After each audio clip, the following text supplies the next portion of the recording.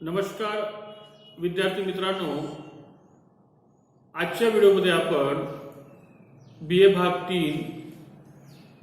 भाग 2 semester 3 paper 3 भारतीय शासन आणि राजकारण यातील प्रकरण 2 भारतीय संविधानाची मूलभूत वैशिष्ट्ये याचा आपण अभ्यास करीत आहोत। या अगोदरच्या आपण 4 व्हिडिओमध्ये भारतीय संविधानाच्या काही वैशिष्ट्यांचा आपण अभ्यास केलेला आहे। त्यामध्ये पहिलं आपण पाहिलेलं आहे सर्वात मोठं लिखित संविधान। त्यानंतर दुसरं पाहिलं होतं की शक्तिशाली असणारं संघराज्य, शक्तिशाली केंद्र सरकार असणारं संघराज्य म्हणून आपण दुसरं वैशिष्ट्य बघितलं। तिसरं वैशिष्ट्य आपण बघितलं होतं संसदीय शासन प्रणाली। भारताने संसदीय शासन प्रणाली का बरं स्वीकारली, त्यानंतर संसदीय शासन पद्धतीची वैशिष्ट्ये आपण बघितली आणि तिसरा त्यामधला काही थोडासा भाग आपण या ठिकाणी पाहणार आहोत आणि मग त्यानंतर आपण चौथ्या वैशिष्ट्यांकडे वळूया।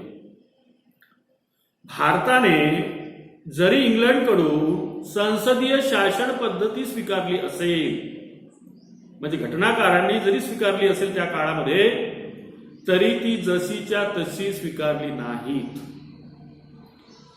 भारताच्या आणि इंग्लंडच्या संसदीय शासन पद्धतीमध्ये आपल्याला फरक जाणवतो। भारताचा राष्ट्रपती आणि इंग्लंडमधील राजा हे दोघांनाही सारखे अधिकार आहेत, परंतु भारत हे गणराज्य आहे। इंग्लंडचा राजा हा वंशपरंपरेने गादीवर येतो, म्हणजे संसदीय शासन पद्धतीमध्ये कसा फरक आहे हे आपल्याला या ठिकाणी दिसून येईल। इंग्लंडमध्ये संसदीय शासन प्रणाली आहे, भारतामध्ये सुद्धा संसदीय शासन पद्धती आहे, परंतु दोघांमध्ये आपल्याला फरक जाणवतो। इथला राष्ट्रपती हा निर्वाचक आहे, निवडून येतो आहे भारताचा, त्याला आपण नाममात्र प्रमुख म्हणतो, आपण राष्ट्रप्रमुख त्याला म्हणतो आपण। तसाच इंग्लंडचा राष्ट्रप्रमुख हा राजा आहेत आणि राजा निवडून येत नाही, तर तो वंश परंपरेने गादीवर येतो। हा आपल्याला भारताच्या आणि इंग्लंडच्या संसदीय शासन व्यवस्थेमधला फरक आपल्याला जाणवतो। भारताचं संविधान सर्वात मोठं आणि लिखित संविधान आहे, परंतु इंग्लंडचं संविधान कसं आहे, आपण तिथूनच संसदीय शासन प्रणाली स्वीकारली।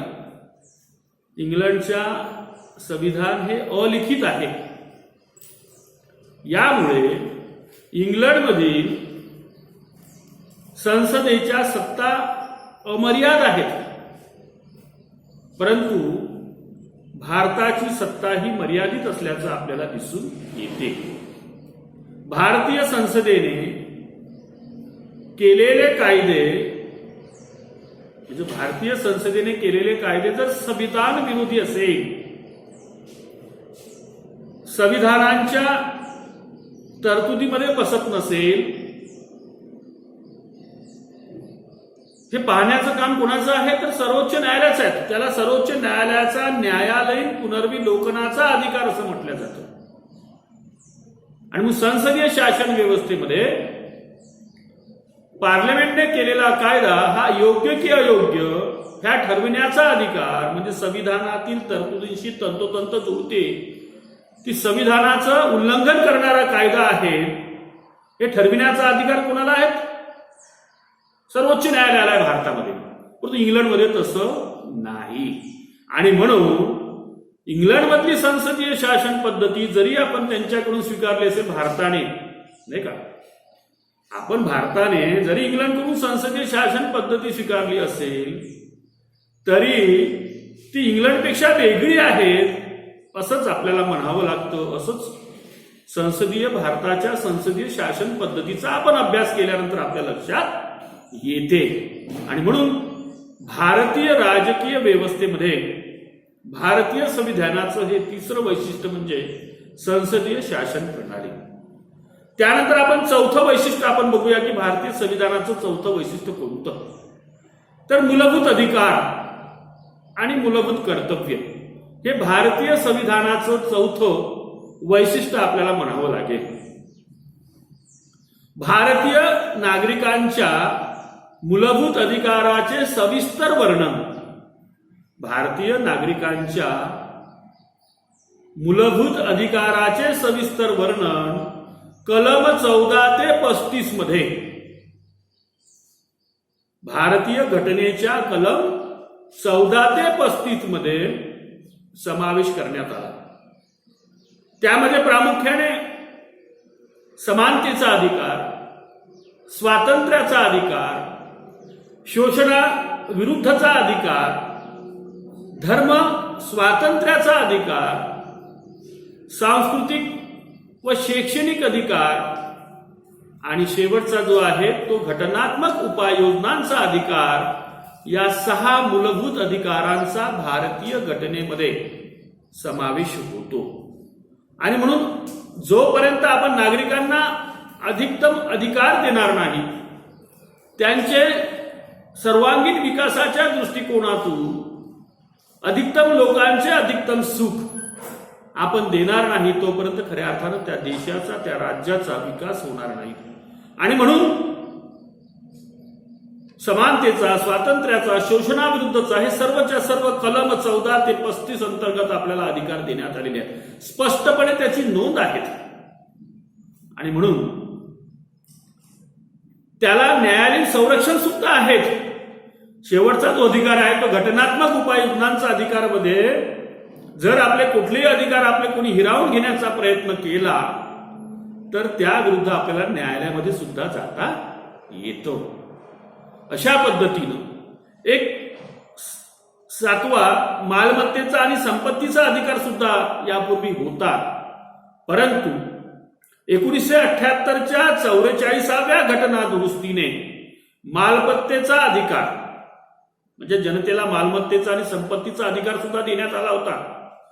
परंतु 1978च्या 44व्या घटना दुरुस्तीने मालमत्तेचा आणि संपत्तीचा अधिकार हा काढून घेण्यात आलेला आहे. अशा पद्धतीनं नागरिकांना मूलभूत अधिकार देण्यात आले. मूलभूत अधिकाराबरोबरच मूलभूत कर्तव्यांचा सुद्धा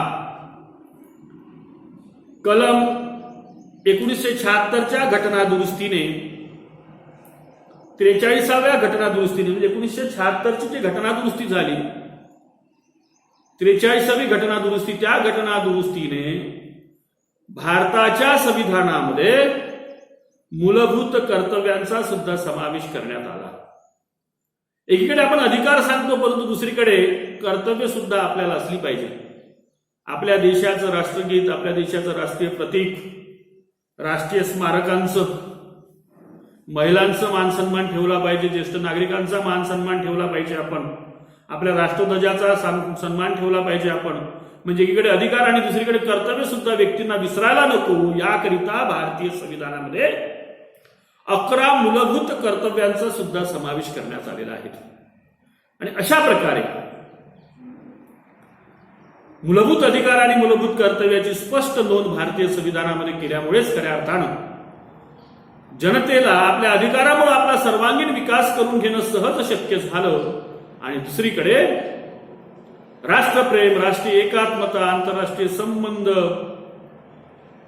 परस्पर सहकार्याचं, राष्ट्रीय बंधुभाव, स्वातंत्र्य, समता या सगळ्या गोष्टी ज्या आहेत त्या समाजामध्ये रुजवण्यासाठी प्रत्येकाने त्याचं पालन केलं पाहिजे, ही त्यामागची भूमिका होती.